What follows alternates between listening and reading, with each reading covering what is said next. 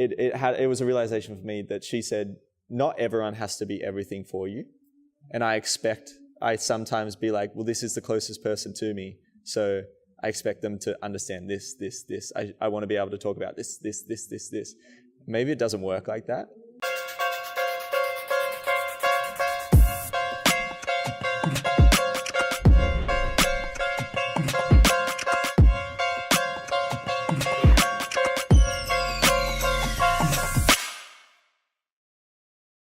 Thank you so much for coming on the show. This is the second episode. I really, really appreciate you coming on, and I feel like there's going to be some interesting conversations for this. So thank you. I'm sure there will be. Yeah. Awesome. Cool. Maybe just to get started, let's just go with your 2-minute little origin story of where you've come from, where you grew up, and just where you at now. Yeah. Cool. Well, I grew up in a little country town of 1,000 people.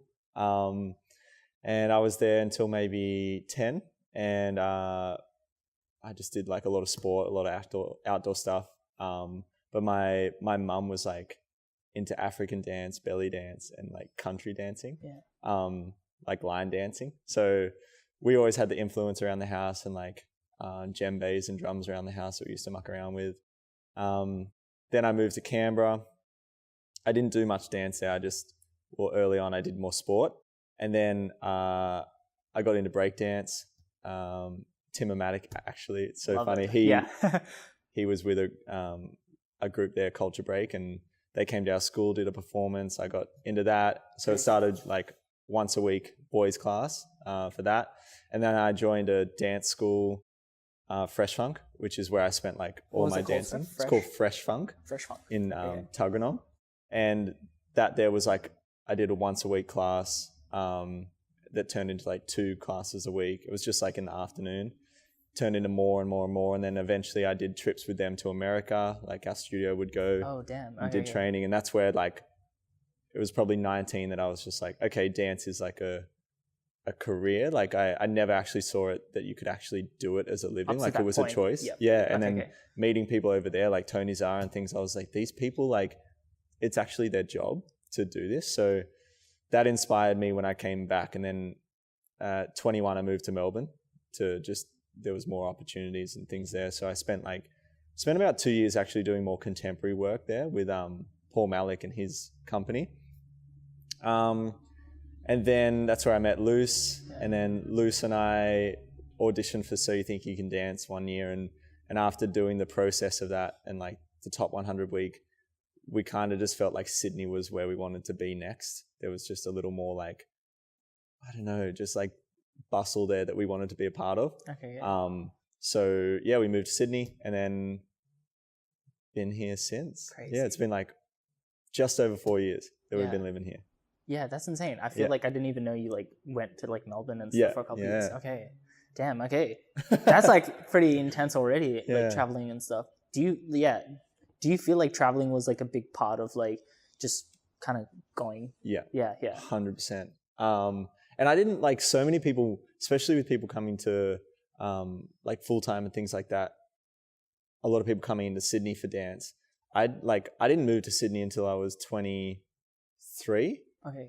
And I didn't move out of home until I was 21. So I feel I did all of that quite late. I stuck around till That's true, because I started traveling when I was 17, already by myself kind of thing. Yeah, right. Even though it was Singapore and my family was there, but already having the experience to travel at 17. Yeah. Okay. Yeah, I didn't go to overseas until I was 19. So that was the first time I went out of Oz. Damn, that's insane. Yeah. All right.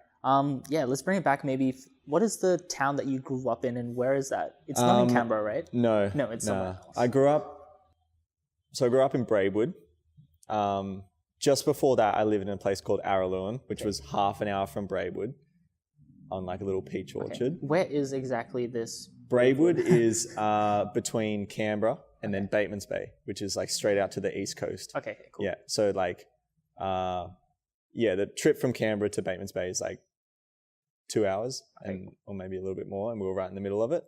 And yeah, it was just a little country town. 1,000 people. It's a bit bigger now, and it's when you drive through there, because when you go from Canberra to the coast, everyone goes through there. So the main street is kind of touristy. There's a famous lolly shop, like a pie shop that won like the best pies in Australia one year or a couple of years running. So it was like, and everyone knew everyone and things like that. Yeah. Damn, that's insane going up there. Yeah. How do you feel like that's like affected you so far? Because real quick, maybe let's go into like you've traveled there and then you went to Canberra. And how old were you? No, you went somewhere else first. No, I was so Braidwood. Okay. And then when I was 10, moved to Canberra. Yeah. And then I was there until I was 21, and then I moved to Melbourne. So I spent like most of my you would say like growing up in Canberra. Okay, cool. But I think being in like even Canberra for me is just like a big country town. Like Canberra is pretty small. Yeah. It still has like that community vibe to it. Definitely compared to like Sydney, Melbourne and stuff. Yeah, exactly. Yeah. But I'm really thankful to have grown up in that like country environment and through, because I just feel like there's a lot of like opportunities in bigger places that sometimes get taken for granted. And growing up like in a small area, even when I grew up in Braidwood, every Saturday my dad or my mum, mostly my dad, would drive me for athletics because I did running when I was younger. So I would drive to Canberra like an hour or more, hour and a half to Canberra every single Saturday for a comp. So it was like my version of dance comps, but like to be a part of it, it didn't exist in my town. So I had to drive that far for it. Yeah. And then even once I was in Canberra doing dance things, they have a lot more now, like teachers coming into studios, but we didn't have it that often. We'd probably have it like a couple of times a year. Yeah. So I would come to Sydney heaps and do things like carnival and take workshops up here, like source dance workshops. So it was like 3.5 hours that like we would see. I feel like you were like kind of like familiar with the traveling and stuff. It was like a normal thing for you. Because I feel like people here or just in normal cities like where you don't need to travel even like an hour is like too long for people in a way. But you feel like you kind of got accustomed to like going far for like opportunities. I would say. Exactly. It was like just sacrificing whatever to take that if that was something that like I really wanted to do. I would go and do it. Yeah. What is the biggest like I guess perspective like shift from growing up in all these places? Because for me, I grew up in like Singapore, then I like went to Perth, and that's like I grew up in Singapore for 4 years, then like Perth like pretty much until like 2 years ago. Yeah. So it was like I only lived there. But like my friend, when he talked about he moved like high schools a lot, he moved this and that. He found that he liked to communicate with people and like he didn't feel, I'm gonna say like expectation of things. Yeah. And like he was just like, I'll just meet people and it's just fun like that more than like I need to like building bonds. It wasn't as strong for him, but like do you feel like you're kind of like growing up of like going a bunch of places, like it got you to like maybe like interact with people more and like I think, well, even though like there were a few places, I was still there for like long periods. So I always hated Sydney. It was way too busy for me when I would visit. So it was like, that's why I moved to Melbourne. When I left Canberra, I was like, I don't like Sydney. So it took like going somewhere else to bring it round to here. But I think being a few different places and really starting small, I got, I guess, kind of quite grounded in where I was and like close with friends and close with like family, that I just felt like a good level of support. So yeah, and then I never rushed anything. Like I really stuck around, especially in Canberra, until I felt like the itch to go. It was like, I didn't go for so long because I was like, I love my family here, I love my friends here, I love like the vibe and the things that I'm doing. Like I really enjoy it. And then it just got to a point where I was like, okay, now I really want more.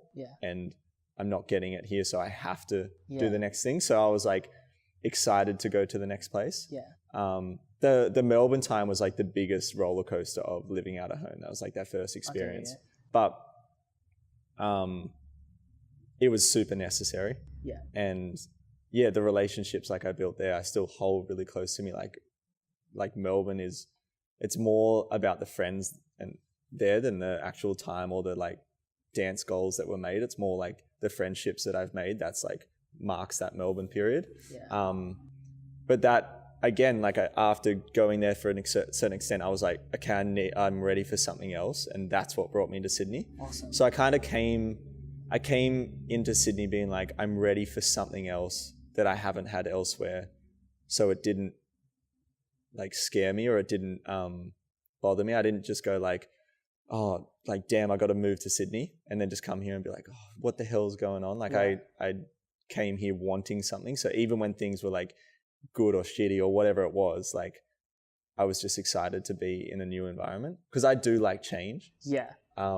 I really do like change. Do you feel like you have a balance? Because I feel like that's so cool. Like the feeling of like I need to be here, and then when like the feeling changes, like to go. Because I feel like a lot of people like would want to like explore and stuff, and that's fine. Like I like kind of like that too. But I kind of like that you stuck around until like you really felt like you needed to change. Yeah, I feel like.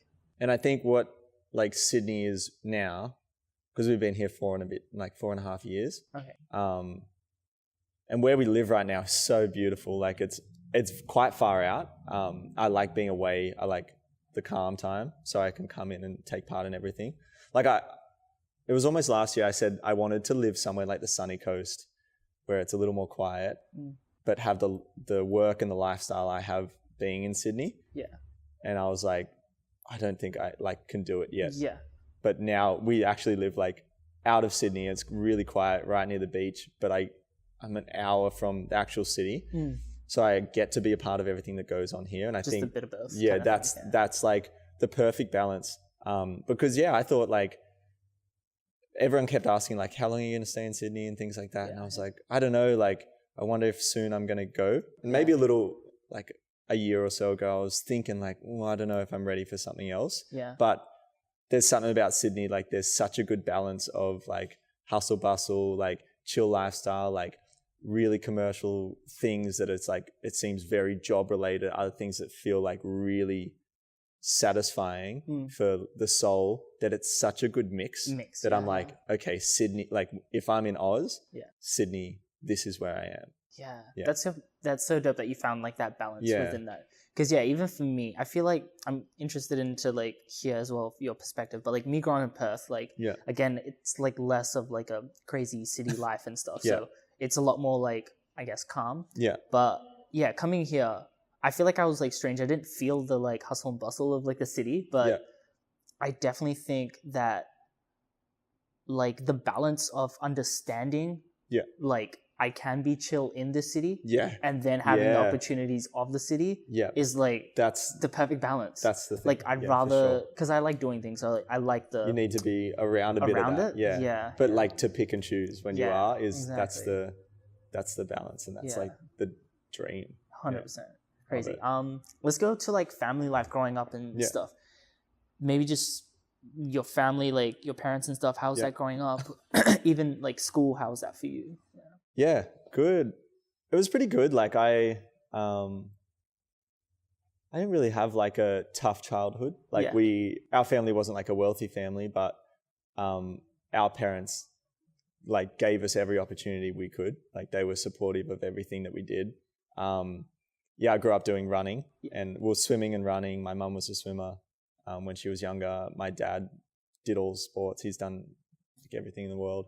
But I was like my dream was to go to the Olympics for athletics. Oh, so damn. Okay. Like I used to compete hard out like at nationals and things like that, Pacific School Games. So it was kind of like whatever we were interested in, we were supported towards. But especially when it got to dance, like, and I'm real thankful for that, because even trips to America would be like, like a little bit of help funding for this and that. It's like, we save to do our flights, and then boom, here's some spending money for this. Or like the opposite version, like I've booked your flight, like you've got to cover everything here, just because they knew the opportunity that of 3 weeks like training in America was.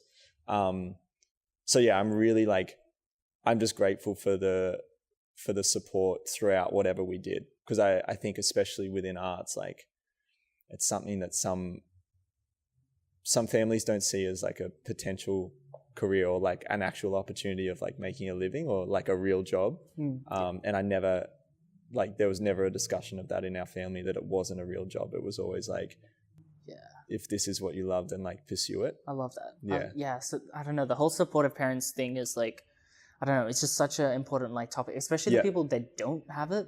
I feel like they just like, we need to find ways to get the support or find like friend circles and things like that, because I definitely think with the support, like, it just creates such a major change. Like, imagine if like your parents like didn't support. I feel like you would have just had to find support other way, or like you would just push, and it would be like a different mind state of pushing. And like the way we were brought up from our parents too, like I think country to Canberra to us moving out in big cities, and even when I moved to Melbourne, like, you know, always on the phone to my parents when things were like real rough and whatever. And I just feel like I don't know, I'm really thankful for the way we were brought up, because I feel like gracious for opportunities that I get, because like I don't think everyone gets to do everything that they see. Like and sometimes I get caught up in like all these work, all of these jobs and things that I'm doing, but like I just got to keep reminding myself, and deep down, like I do really feel it, that like not everyone gets to do the things I'll go and get to do, and that like that's just, I'm so thankful for that. And I really do think it's from the way we were brought up. What kind of I guess lessons or important subjects did your parents like teach you about like growing up, like maybe like gratitude and things? Like, what was it? Any specific stories even? I'm really bad of my memory when I was young. Dave is nuts. Like he could remember like the first tooth that came out. Like he could probably remember which one it was. I feel like that's me and my brother. And how much he got for it or something. That's insane. Like, but I'm hopeless. Like I swear I've been Men in Blacked for like that's so under good. 10. But even if it's an overall thing, like the thing that you just feel like, okay, like my parents like taught me like this is the major thing. Is there any like just, I don't know, like the support and the connections like that you make with people. I think that's a major one. And I appreciate so much being older and a little more understanding. Like my mum does Reiki, which is like a healing, and and then my dad is like a psychotherapist. So, and they're both so super spiritual. They're both like really intellectual and well connected. That I feel like what they've given me is personal skills to connect with people. That's kind of what I feel like our parents have like passed down to us through everything that we've done. Like even with dance, like mum was a dancer, all that rhythm would have come from her, stuff like that. But I think it's more like the relationships that I have, or the way that I communicate with people, those kind of things. I think that's the skills and the passion that like have come out of them, and they've given us over time through giving us opportunities, or like us being restricted going to things because financially we couldn't do this or couldn't do that. Like I've just kind of getting lost, but I think it's more it's just more the way like I'm able to connect with people now, and I think dance is like currently my avenue for it. But I think even within the dancing, like what is more important in the class that like I'm hosting or holding or whatever is the way that like people feel, or the way that like I'm connecting with people. It's less about like the content. The actual thing. So I think that's more the major thing that I and when I think about both my parents, they're both great at communicating and connecting. I'm curious, did you like growing up, like when did they start the like Reiki and like psychotherapy? Like, did you understand that was happening? Like as in a kid, like were you like, oh, that's what this whole process is, like Reiki and spiritual, like? Yeah, when it was more in Canberra, like my mum, in our backyard, we had a studio built that was her like Reiki studio, and she would do healings and run classes and workshops out of it.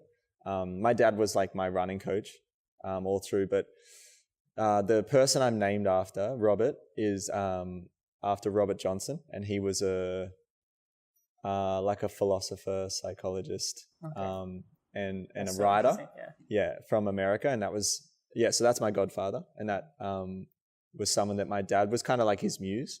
My dad had a really rough. I'm jumping around a little bit. Yeah, that's an idea. My dad had like a really rough upbringing, and like a lot of time living on the streets and things like that here in Sydney. But there was one like kind of turning point where he ended up at a talk that was by Robert Johnson. Like someone through a chain like gave him a ticket to it, and he ended up there, and he blah blah blah this and that, and he actually ended up like bumping into him in the toilet, this and that, and just my dad being my dad, they ended up having like a coffee the next day, and blah blah blah, and then this whole relationship built, and that was when he was like mid-20s, like 26 or something, and then that was a big part of him like turning his life around, and then their relationship, and then they were, that ever since. So I think, Robert passed like all his information on to my dad, and taught him a lot of what he knows, as well as my dad's like life experience doing everything that he's done.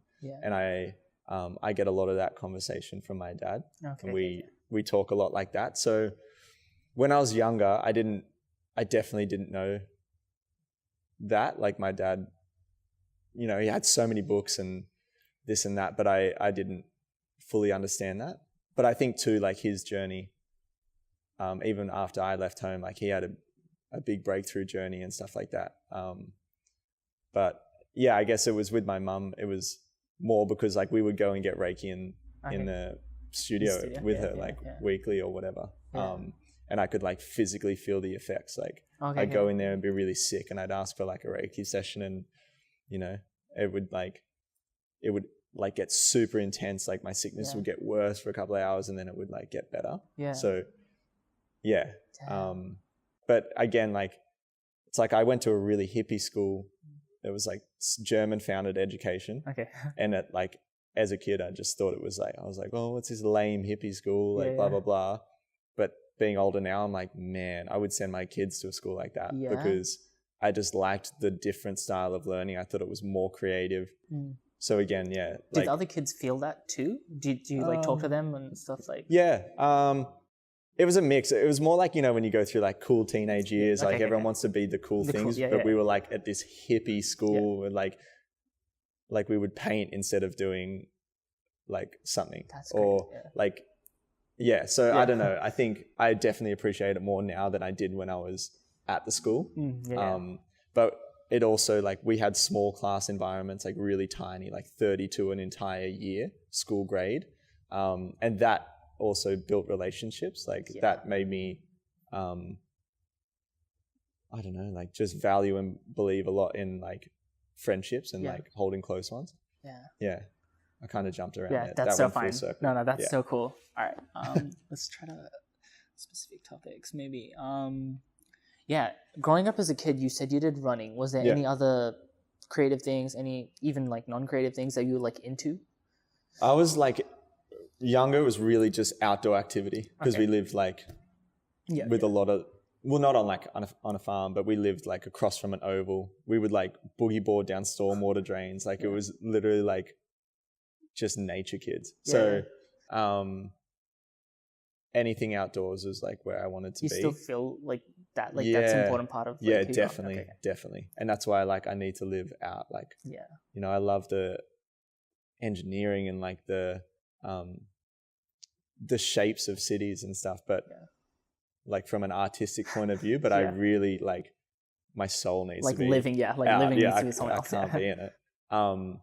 But yeah, running was like major. I played soccer when I was first young, that was that. And then I was like swimming and running, and I did running all up until I was like end of year 12. And that was the one that you like wanted to compete with the Olympics? Like it was specifically running? What kind of running? Like 200, 400 meters. Okay, cool. And year 12 was like, at the start of the year, I was in a really good condition, and I qualified for Pacific School Games, which is like nationals, but with like all the Pacific islands coming here. Yeah. And then the 6 months throughout the year, I had a lot of like, I had injury and then I got sick and I just didn't train well and I wasn't committed to it. Okay. And that was like a turning point where for me to actually compete at the level I wanted to, I would have had to sacrifice like social life. Yeah. And I wasn't like a big party or anything, but I really just liked being around with friends and people and like out late or this and that, or like I just couldn't commit to that. And then by the end of the year when I competed, I was running the same time. So I just didn't even improve all year. And that for me was like, I just saw that I didn't have the passion to do it the level I wanted and I just didn't want to fluff. Yeah. So that was that. And I was also playing AFL that year as well with my mates. Then the year out of there, I think I took a break from dancing actually. I took 6 months off dancing for the end of year 12. Real quick, when did you start dancing and when did you start running? Like what was the date? Running was like 9, 10. Okay. And I did that until 18. Okay. Dancing. Dance I started when I was like 14. Okay, so a little bit later. Yeah, Cool. so later. And dance was really casual. It was just more social. Yeah. And then I took 6 months off in year 12. So when I was like 18, I took 6 months off to finish year 12. I played footy with my mates and I was doing running. And then I think I just lost like the passion for dance. I wasn't really feeling it. Yeah. Then after that, I went and watched the concert and I was like, oh, I miss it. And then the next year we did an America trip, and that was the first time overseas. So then I came back to dance. I was liking it, did the trip to America, came home and I was like, dance. Yeah. Like that's what I want to do. What was the like spark moment like in that American trip? Was there a certain class? Yeah. Okay. Yeah, 100%. Like he's the biggest dance influence I think I've ever had. Yeah. Okay. And it's like, it's not just his incredible dance ability and skill. It's more like the time he took and just like the personal connection we made. I felt like it was just an energy I liked being around. Yeah. He was like someone who was human. I could like see his sacrifices in what he was doing.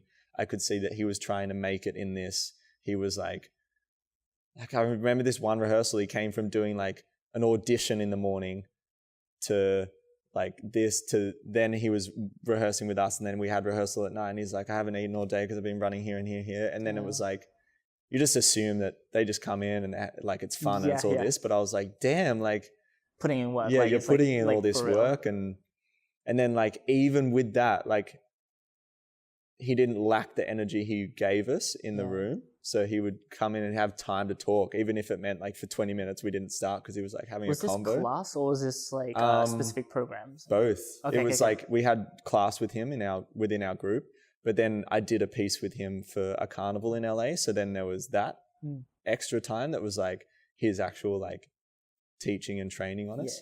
Yeah. And yeah, because he's like 6 foot whatever, he's tall and like lanky as well. It was like I feel the same. Like to me, like finding like a tall, like lanky person. Whenever I see that if too, he's dope, like cool, like I get to like that's me too. Totally.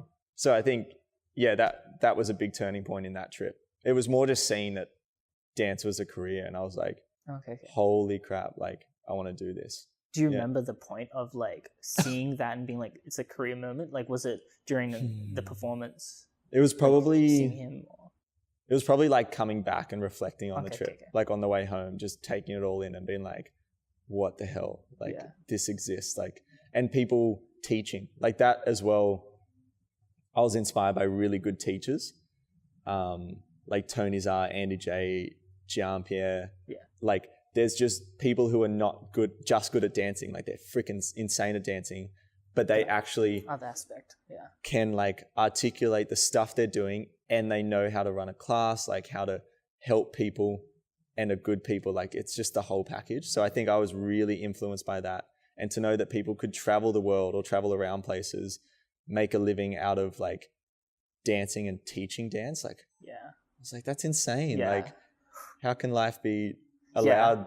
As soon as I started seeing that as well, I like, obviously like our kind of generation, like we saw YouTube and like people like traveling and stuff. I was just like mind blown that like, yeah, you could possibly like do dance, travel, and like experience and like meet people. I was like, all of that, see like, the world. it was insane. Like that was always a thing I wanted to do, was I always wanted to travel, especially after the first time traveling. I was like, actually, yeah, I didn't really think much about traveling until I did that first America trip. Okay. And then after that, I was like, I want to see the world, because like, once it just opens you up. You just like, I just met a whole group of people that like I never knew existed, and that have inspired me so much. Like, I want that everywhere. I want to do that everywhere.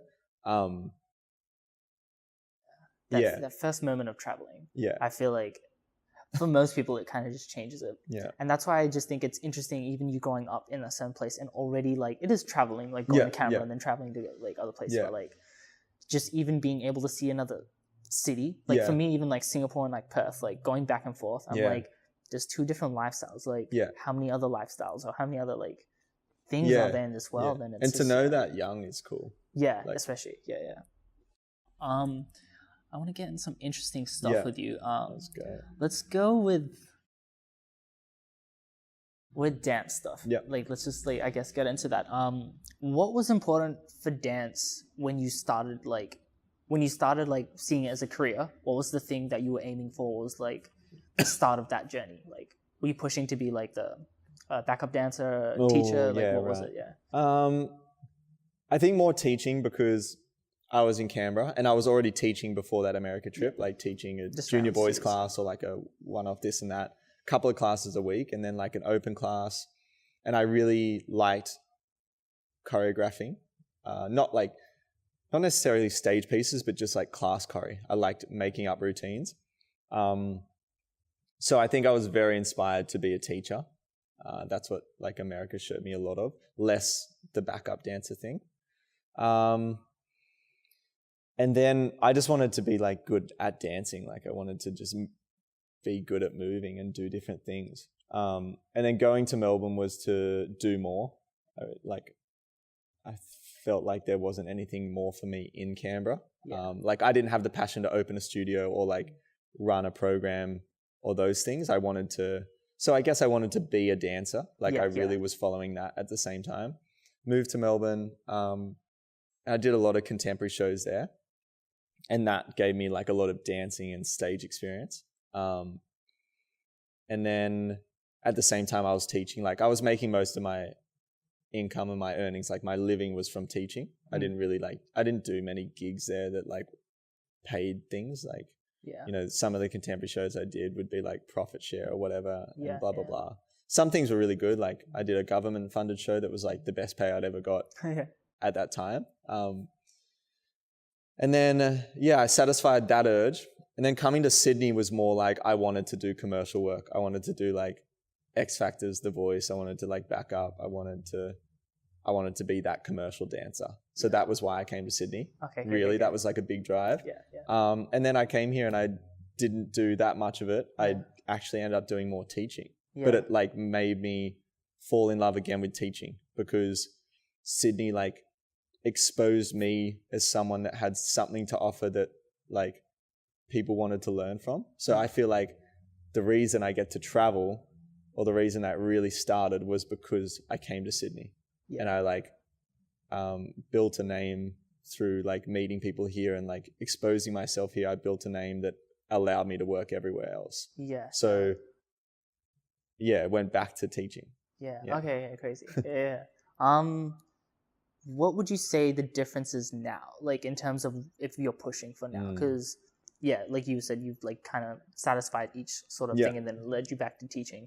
Is teaching the main goal, I guess, now? Like, is there something deeper than teaching? Because I know you like want to do more like specific with teaching. It's way like deeper. I just think where I offer myself best is usually when I'm teaching class.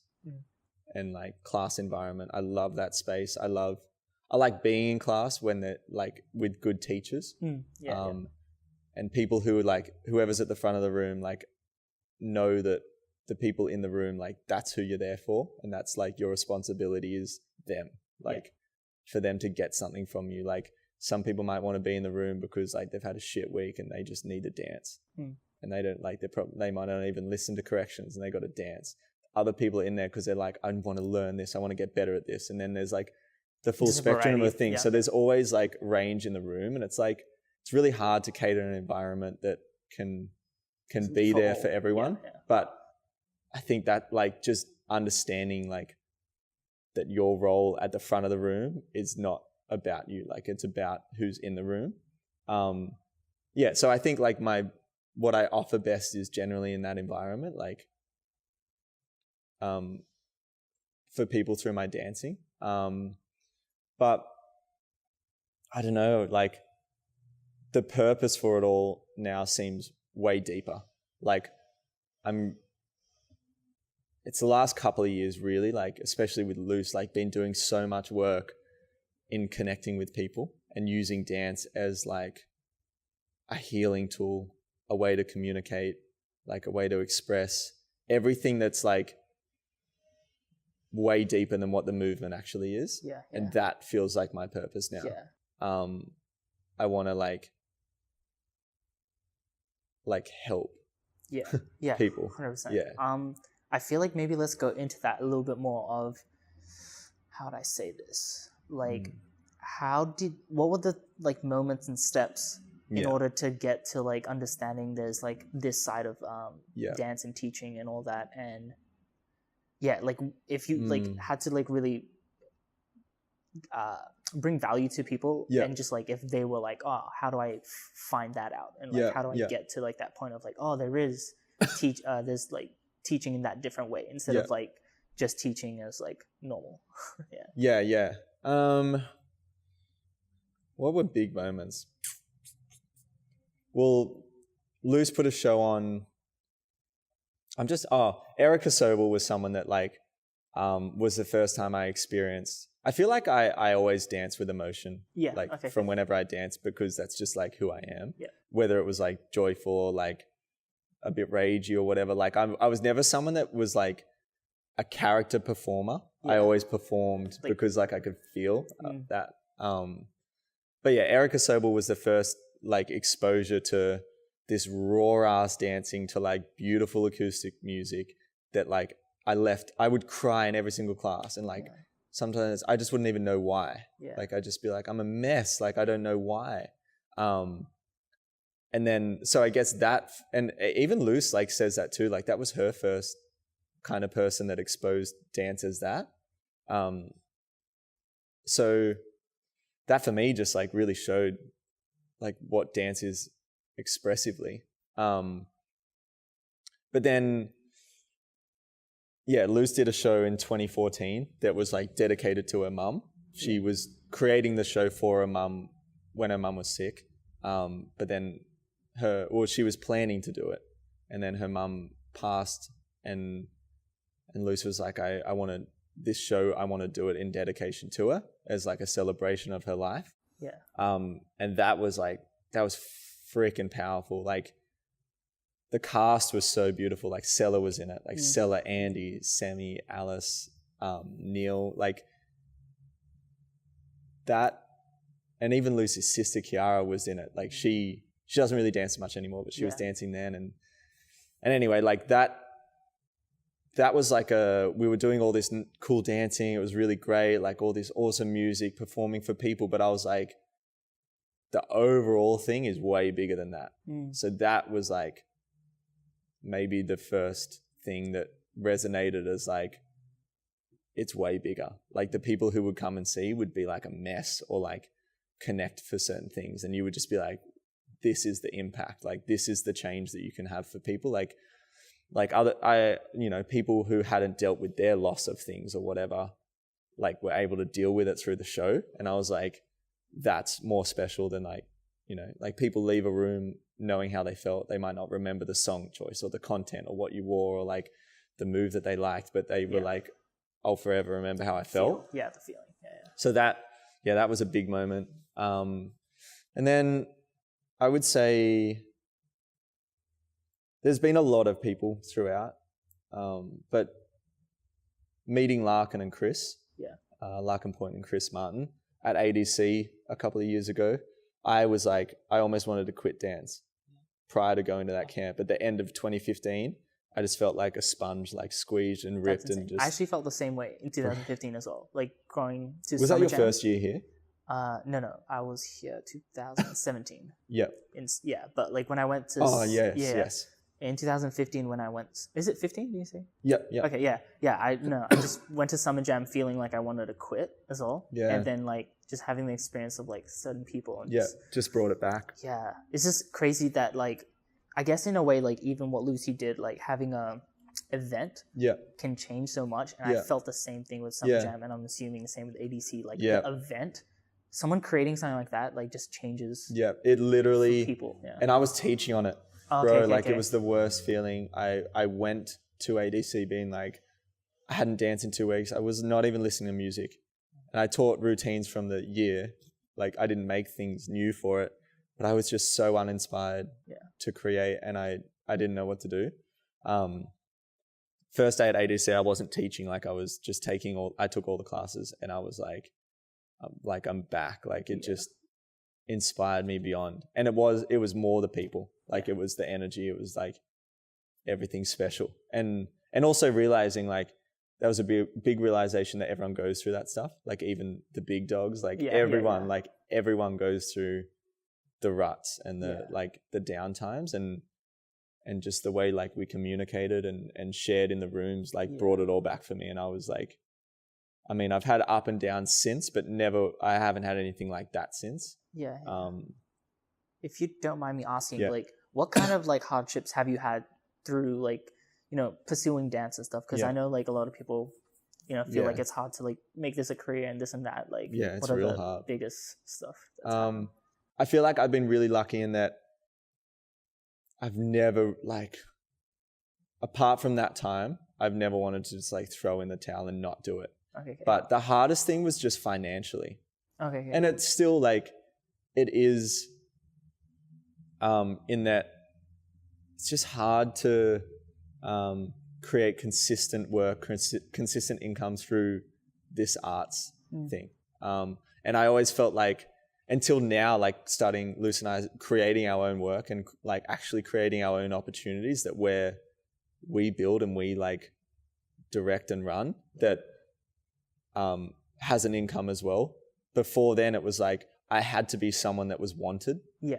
That was the only way I felt like I was getting work, was because someone would want to have me. Yeah. And that's hard because like trends change and things change. Like first year I did ADF, like I swear I worked the entire year after it, because like I just felt like I was popular from there. That thing. Yeah. And then now I'm older, blah, blah, blah. Like I just don't feel like that works for me. Yeah. And it's fine, because like the way that I've connected with studios over the period, I've made good connections, and I've like, I think I've taught things and I've shown my value. Like it's like getting a foot in the door to show your value. And then now like, I feel like my work is from my actual value. Yeah. And that's real, like enriching. But yeah, it's super tough. Like, financially, like, especially in the early days, not everyone can like travel and teach and do that for a living. Yeah. And then there's not that many opportunities as a performer to earn like substantial income to actually like live, like enjoy and save off. Yeah. So then it's like, what do people do? Like, this is like such a big topic, which I really did want to talk to you about as well. Cool. But maybe we'll just go with like a few things first, and then I'll get into like really like maybe just curious like conversation and stuff. But what were the steps, would you say, in like that you've taken to like get you to the place of getting better like financial like things, and just mainly like being able to survive and do these things and having the opportunities and good connections. Like when I first moved to Sydney, I was really blessed. Like I already knew Marco, not great. Like I didn't spend heaps of time with him. I just knew of him, and he really like celebrated what I had to offer as a dancer. Yeah. He like put me in this and he put me in that, and he like, I taught at ADF because he put me forward for it. He got me the job there. Like he really gave me his energy and his time. But the best part of it was I felt like he wasn't trying to mold me. He wasn't being like, to do this here, you should be this. He just like celebrated who I was. And that was like, that instilled a lot of faith into me to like not conform just to like things, because I was in like another environment. So that the connection, like knowing someone like Marco and being supported by him gave me a lot of opportunities. Like I forever feel like I was able to do things because of him. But then I guess just, that foot in the door helps. And then what I have to offer, I do believe in. Like putting in the work to elevate your craft. And what like, or what as a teacher, what I have to to offer when I'm in the room, I think is valuable. And like, it's worth people's time and money because it's like what I care about.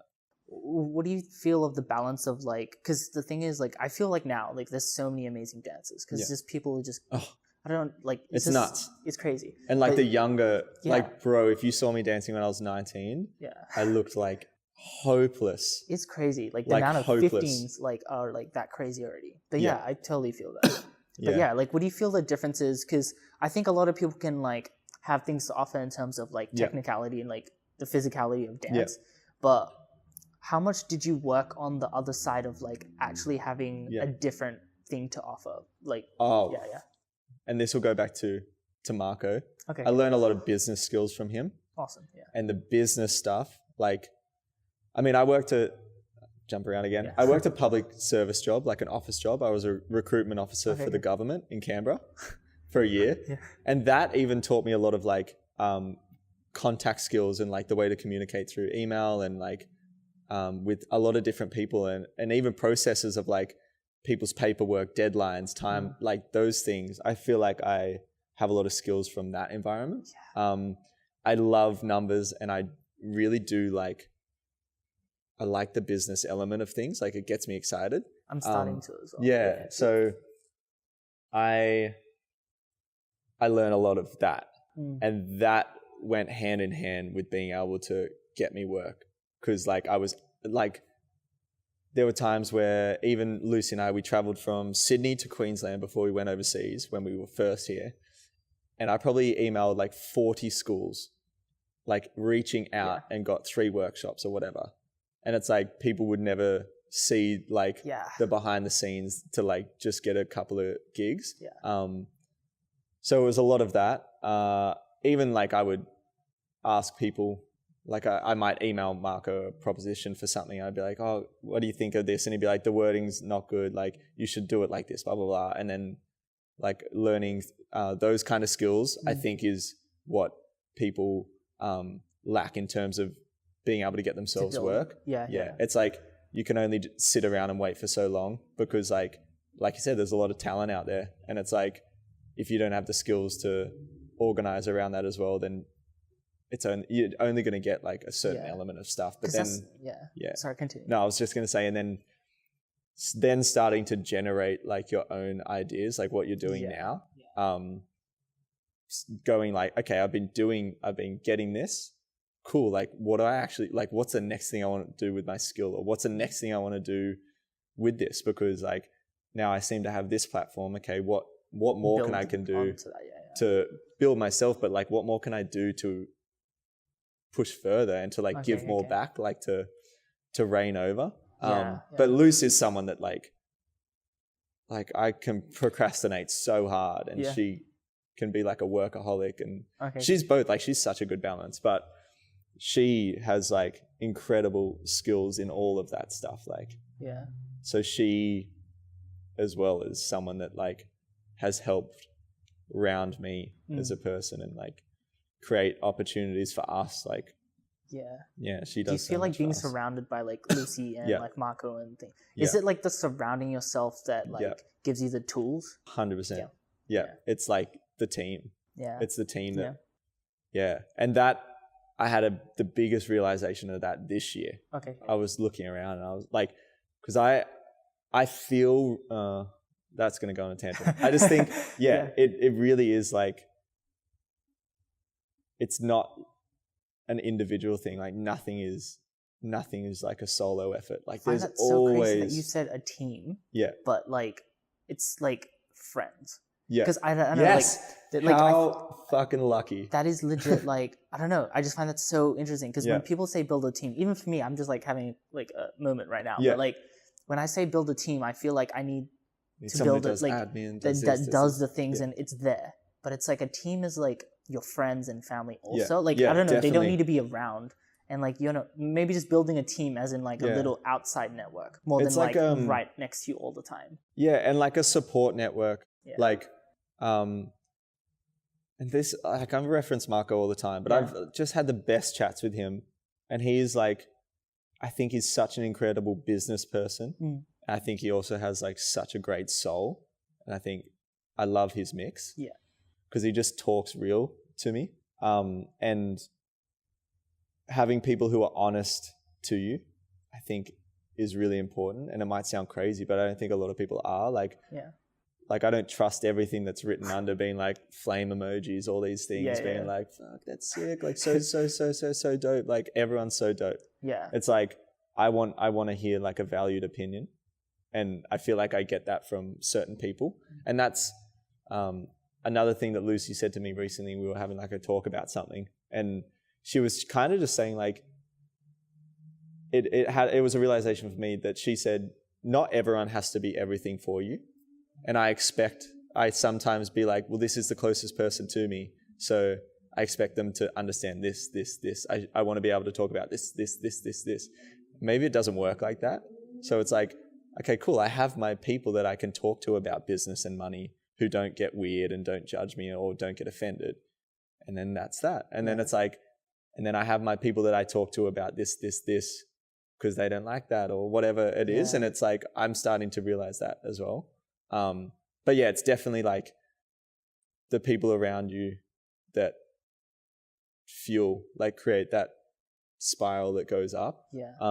I like the way that you did that too, like in terms of the understanding of like not needing everyone for everything, but needing them, like not needing them, but like having certain aspects of like connection with like this specific topic, whether it's creativity and then this business and this. And it's just, like, totally talking like it was literally like a week ago or like 2 weeks ago that I had this talk that is something that, it's like I need to take expectation off people. And the reason I expect it is because like I want to be that for people as well. So like totally get that. I want to be the answer for everything. Yeah. And I'm totally not. Yeah. And that's good. It's okay. Like that's fine. Yeah. I think that is also something that I am working on. I think it'll better what I have to offer when I realize that I can't like please everyone. I think the expectation thing is just such a big thing. Even for me, like recently within the last like couple months or whatever. Yeah, just having no expectation of anyone and anything. I think, it's just like one of the greatest things. Yeah. Like even, I don't know, like emailing the 40 like schools and like, I feel like our expectation is like, okay, we'll get like 10 or something. But like just not having the expectation and being like 3, awesome. And just going for it. Yeah. Because I feel like when people like even email like 5, nothing comes back. They're just like, I expect this. And it's like, as soon as that expectation is gone, it's like you can just keep doing more things and just seeing what happens. Yeah. And I feel like it's just a better way to live instead of expecting people to do certain things and like, I don't know, just the expectation thing. I feel like it's just not a good thing. I'm really trying to get rid of like, I don't think it's ever going to be 0, but no. But just I want it to be 0.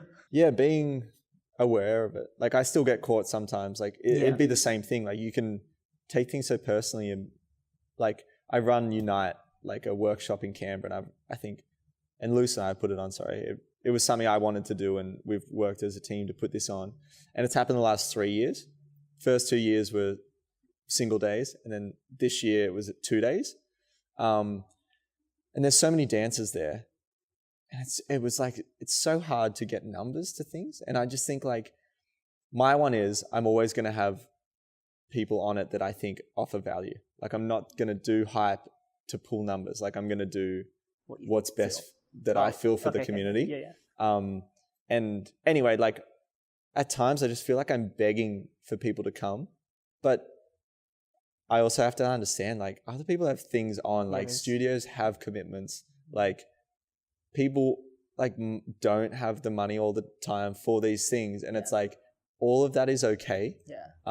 It's just hard understanding, like but understanding that is something like I've got to work on from my side when I'm coordinating things, like people that put on shows and it's hard to sell tickets. It's like it's really hard, but just understanding that there's always two sides to it. Just being aware of that, I think, is a good place to be in, because then you can like choose dish out your energy better. Less like, just me, like, why aren't people coming to this? It's like, well, people got like a million things going on in their lives as well. So like just understanding that is a good area to be in. Awesome. Is any other specific things? Yo, that time goes so quick. I know every time. I feel like I've been sitting here for 10 minutes. Crazy. I feel like we've covered like a bunch of stuff. Maybe just to end it out, let's just go something interesting of maybe like what's the proudest moment you've had throughout your career that you're just like super happy, and maybe even just like a regret or like something that you wish you could have worked on, or now that you see it, you're like, cool, I can do that for the future. Maybe go regret first, and we'll end on a high. I don't really have a lot of regrets, or like I don't have anything that I go like, I wish I took this up, or I wish I did that, because I feel like everything that I've done is part of like creating who I am and what I will do. So I embrace a lot of those. But I think now it's just, maybe it's the balance between like switch off time, and really switching off, and then also like working really hard when you need to, because sometimes when I switch off, I really don't switch off, and it's not doing work. It's just like on my phone or staying connected. Like I can be so bad with my phone, and that's not switching off. Like it's not giving me my rest time. And then I go to work and I just feel like I haven't actually had time off. But then the other side of it is sometimes I can procrastinate. I can be like, oh, you know what? I just don't want to do anything tonight. But I think if I really balanced it out better, like actually switched off, I would have the energy to do more. But yeah, I don't know. That doesn't really answer the question. But I don't have anything that I go like, I wish I took this up. Like I'm really happy with like the way I've been living my life, because I think I'm honoring not the generic, like I'm not doing what I am supposed to do as a dancer. Like I'm not doing the big career that like maybe you're supposed to go do. But if it was my passion, for sure I'd try dance for who and who and who. But it doesn't feel like that's what I want to do. So I'm happy with this energy and the way I'm going. But proudest moment. Had this question recently.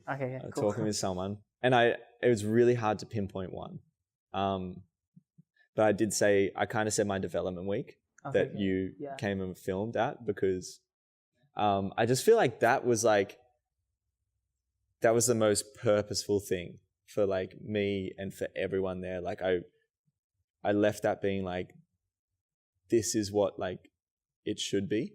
The way people were able to like connect with themselves, connect with each other, like that for me is like the most special thing. Like I want people to feel enriched and feel happy in themselves and feel good in themselves, because it's like if they can do that and take that out, then like that's the change that they get to make as well. And in this, like I got all that energy back, like all this special stuff. So that development week for me was probably like the biggest one. What Lucy and I are doing on Sundays as well, we like have a program on Sundays, and we're working because we wanted to create it to share what we think is really valuable and important in dance. And it's like more than just the movement, it's like the intention and the like the depth behind it. So we've been working heaps with that this year, and what we can actually say with dance, like how we can communicate what we feel or what change we want, or like blah blah blah. That's awesome.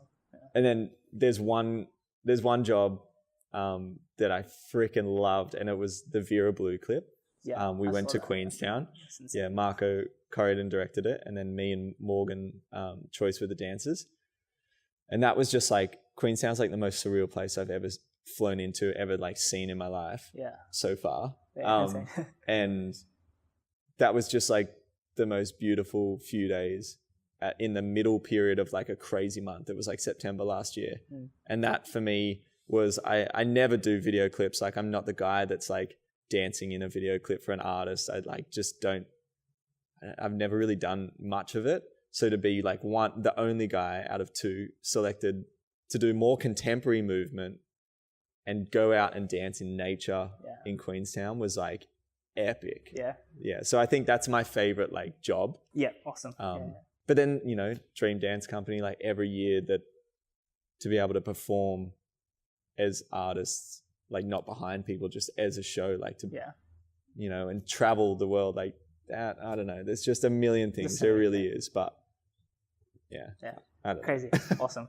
All right. Thank you so much for coming on. Thank you, bro. Super appreciate it. Like, I feel like Me too. I definitely got to like talk to you about some like things that I really did want to talk to you about. Yeah, so, cool. Just thank you. No, I loved it. Thanks for having me, bro. Easy. Appreciate it. Peace.